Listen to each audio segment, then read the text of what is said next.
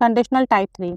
हमें पता है कंडीशनल टाइप 3 में हम पास्ट को डिस्कस करते हैं, ऐसे सेंटेंसेस बनाते हैं जो पास्ट से रिलेटेड हो, माजी से रिलेटेड हो, और हम पास्ट की ऐसी बातें डिस्कस करते हैं जो इम्पॉसिबल हो, जो पास्ट में नहीं हुई हो, यानी वो ऑपोजिट हो रियलिटी के। तो हम ऐसी चीज़ें कंडीशनल टाइप 3 में डिस्कस करते हैं।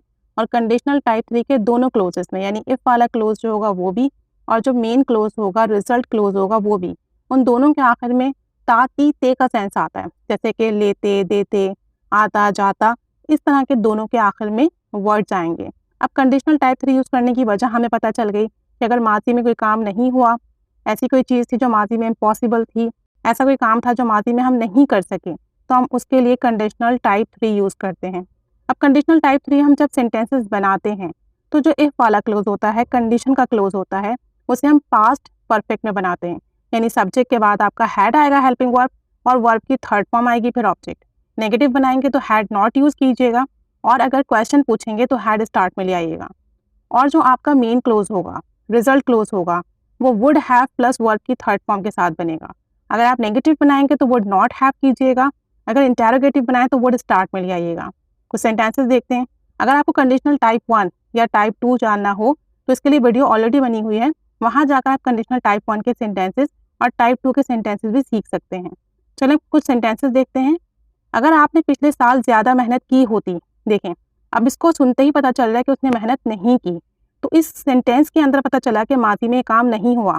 अगर आपने पिछले साल ज़्यादा मेहनत की होती तो आप अपना इम्तिहान पास कर लेते, यानी कि आपने इम्तिहान भी पास नहीं किया। तो अब जो इफ़ वाला क्लोज है उसको आप कैसे बनाओगे? अगर आपने पिछले साल, लास्ट ईयर, ज़्यादा मेहनत की होती, if you had worked harder last year, if you had worked harder last year, if के बाद यू आ गया सब्जेक्ट, फिर हैड हेल्पिंग वर्ब, फिर वर्कड वर्ब की third form, harder last year. अब जो मेन क्लोज है उसमें क्या कहेंगे आप? तो आप अपना इम्तिहान पास कर लेते, you would have passed your exam, you would have passed your exam. तो आप अपना इम्तिहान पास कर लेते। इसका मतलब है कि माजी में ये काम नहीं हुआ, हमारे लिए माजी में ये काम इम्पॉसिबल था। एक और सेंटेंस देखें। अगर आप मुझसे पहले झूठ ना बोलते तो मैं आप पर यकीन कर लेता।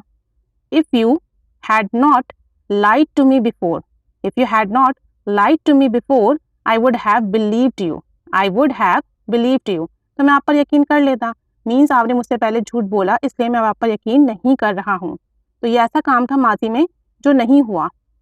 अगर उसने कुछ पैसे लगाए होते, यानी कुछ सरमायाकारी की होती, तो उसके पास थोड़ी बचत होती।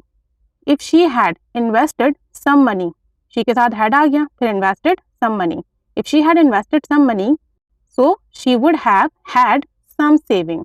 अब यहाँ पे पोजेशन की बात हो रही है कि उसके पास कुछ पैसे होते, तो वुड हैव के बाद हैड आ गया, हैव की third form had, some saving होने के लिए she would have had some savings.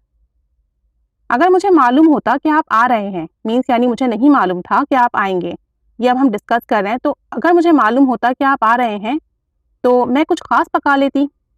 If I had known you were coming, अगर मुझे मालूम होता कि आप आ रहे थे, if I had known you were coming, I would have cooked something special, I would have cooked something special.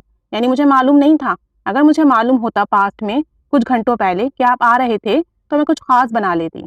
तो opposite हो गया रियलिटी के।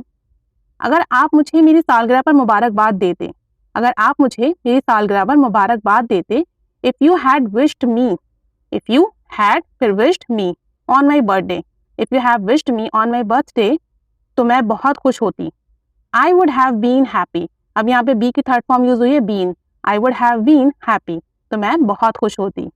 अगर मेरे पास 6 महीने पहले पैसे होते, if I had money before 6 month, अब यहाँ पे हैड जो है पहला वाला वो हेल्पिंग वर्ब है, और जो सेकंड हैड है वो हैव की थर्ड फॉर्म है। तो यहाँ पर हमने चूंकि पास्ट परफेक्ट है, वर्ब की थर्ड फॉर्म यूज़ करना है, और ये पोजेशन का सेंटेंस है, ऑनरशिप का सेंटेंस है, तो यहाँ पे हैव की थर्ड फॉर्म हैड आएगी। If I had money before 6 months, तो मैं वो दुकान खरीद लेती। आई would have bought that shop, I would have bought that shop, तो मैं वो दुकान खरीद लेती।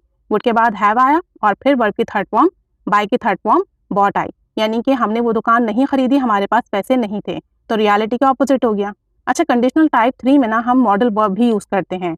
वुड वाला जो सेंटेंस है हमारा, वुड वाला जो क्लोज है, वहाँ हम वुड हटा के वुड को रिप्लेस कर देते हैं might say, could say, must say, यानी कि हम अगर इसमें परमिशन की बात करें या सर्टेनिटी की बात करें, यानी कोई सेंटेंस ऐसा हो जिसमें आप शायद लगा रहे हो, ज़रूर लगा रहे हो, तो आप वुड को रिप्लेस कर दीजिए might say, could say, must say. किसी काम की पॉसिबिलिटी हो तो कुड यूज़ कर लें, चांसेस हो तो माइट यूज़ कर लें, अगर श्योरिटी हो तो मस्ट यूज़ कर लें। जैसे मैं कहूँ, अगर आपने ज़्यादा मेहनत की होती तो आप शायद इम्तिहान पास कर लेते। अब यहाँ पे श्योरिटी नहीं है, यहाँ पे डाउट है, चांस है, तो शायद की वजह से मैं वुड हटा के यहाँ पर माइट यूज़ करूँगी। अगर आप ज़्यादा मेहनत कर लेते, if you had worked harder, if you had worked harder you might have pass the exam, तो यहाँ पे मैंने वुड हटा के माइट यूज़ किया है, तो शायद आप इम्तिहान पास कर लेते। सब कुछ वैसे ही रहेगा, बस वुड हट के माइट आ गया। You might have passed the exam. अगर आप बस पकड़ लेते या बस में बैठ जाते या बस ले लेते तो आप वक्त पर पहुंच सकते थे। अब पॉसिबिलिटी की बात आ गई, सकते थे, तो आप वुड की जगह कुड यूज़ कीजिएगा। If you had caught the bus, if you had caught the bus, अगर आप वक्त पर बस पकड़ लेते, you could have been on time, you could have been on time, तो आप वक्त पर पहुंच सकते थे। तो यहाँ पे हमने वुड वाले क्लोज में से वुड हटा के कुड यूज़ किया है पॉसिबिलिटी की वजह से। You could have been on time.